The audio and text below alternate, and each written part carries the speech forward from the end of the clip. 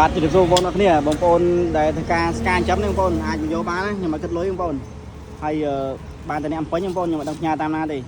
ហើយខ្ញុំសន្យានឹងបងប្អូនសមមិញខ្ញុំទៅទិញកដោថាខ្ញុំដាក់ងាកមិនសូវមិញ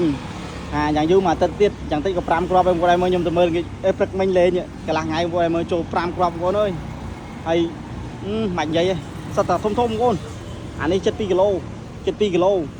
អានេះ1គីឡូជាងអានេះ1គីឡូចិត្ត1គីឡូអានេះទូចបងហើយនេះចូលបានដៅបងប្អូននេះអូលោបខ្ញុំស្អីក៏ចូលបងប្អូនហើយនេះអាប្រភេទ2ជាន់តម្លៃ12000បងប្អូនប្រេះមួយនេះបងប្អូនកដៅនៅរស់នេះបងប្អូននេះអាចមើលចាក់ស្ដែងបាននេះហើយមិនបាច់និយាយបងប្អូនអើយចង់ប្រព័ន្ធផ្លូវនេះហើយប្រភេទលបផ្លូវបងប្អូនខ្ញុំប្រាប់បងប្អូនដែលលេងលបអត់ដែលដាក់កាន់តែខ្លីគឺកាន់តែកាត់កម្លាំងបុកនិងកម្លាំងវាហែកវាបានហ្នឹងបងប្អូននេះមើលជាក់ស្ដែងបងប្អូនមើលបាននេះហើយបើសិនជាបងប្អូនណាទិញលបពីបងប្អូនទៅដូចគេថាដាក់ម្ដងតិចប្រេះឬក៏ខូចប្រេះបងប្អូនយកឆាត់មកអូធ្វើថ្មីជូនបងប្អូនតែគាត់ណាខ្ញុំសុំបងប្អូនមុននឹងទិញលបបងប្អូនផ្សេងក៏ដោយបងប្អូនណាក៏ដោយបងប្អូនឲ្យសួរគេថាបងប្រភេទលបបងសាច់ដែករស់ឬក៏សាច់ដែកងាប់ហើយទៅសាច់ដែកប្រហែលស៊ីប្រហែលលីបងប្អូនសួរគេអញ្ចឹងចាំមើលគេប្រាប់ថាម៉េចហើយបើគេប្រាប់បងប្អូនហើយបងប្អូនយកមកជាក់ស្ដែងវាមិនដូចការគេនិយាយអានោះគេក៏ហត់ទំនុកចិត្តបងប្អូនហើយនេះប្រភេទសាច់ដែកខាងបងប្អូនណាបងប្អូនប្រើធ្វើប្រភេទសាច់ដែករស់ហើយបងប្អូនធ្វើទម្ងន់វាមួយដុំ24គីឡូទំហំសាច់ដែកបើមិន9ស៊ី1លីបងប្អូន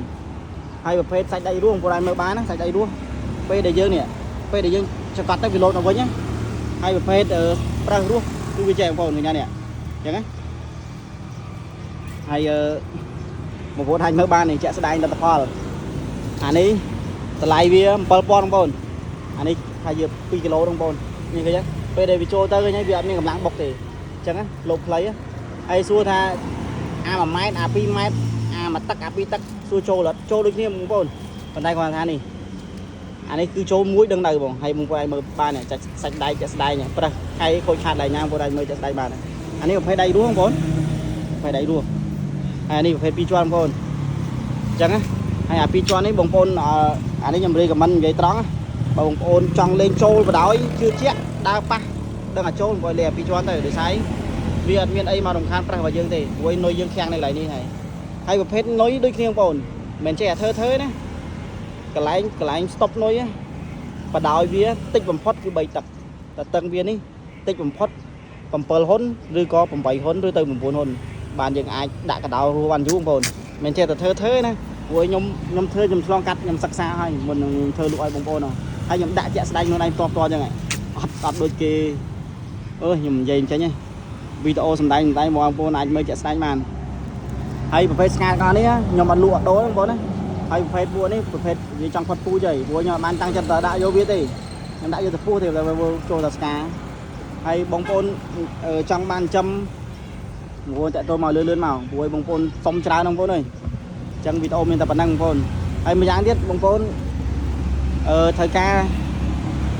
ទិញលបទិញអីបងប្អូនសួរគេដូចខ្ញុំនិយាយអញ្ចឹងហើយសូមបងប្អូនជួយគាំទ្រផលិតផលខ្មែរស្នាដៃកូនខ្មែរដែលបងប្អូនយើងធ្វើទាំងអស់គ្នានៅស្រុកខ្មែរហ្នឹងមិនថាត្រូវឲ្យតែមកទិញខ្ញុំទេបងប្អូនលោកបងប្អូនខ្មែរយើងធ្វើស្អាតណាចូលដូចគ្នាបងប្អូនប៉ុន្តែគាត់ថាប្រភេទសាច់ដៃខុសគ្នាអីចឹងបងប្អូនហើយនឹងការធ្វើប្រេះខុសគ្នាចឹងបងប្អូនព្រោះលោកខាងបងប្អូនមើលទៅជាក់ស្ដែងអត់ស្អាតទេប៉ុន្តែគាត់ថាគុណភាពនេះកន្លះថ្ងៃគត់បងប្អូនកន្លះថ្ងៃគត់5គ្រាប់បងប្អូនហើយបងប្អូនទិញកុំភ្លេចសួរគេទំហំដែកហើយនឹងប្រភេទសាច់ដែករស់ឬមួយក៏ងាប់បងប្អូនសួរគេចឹងទៅ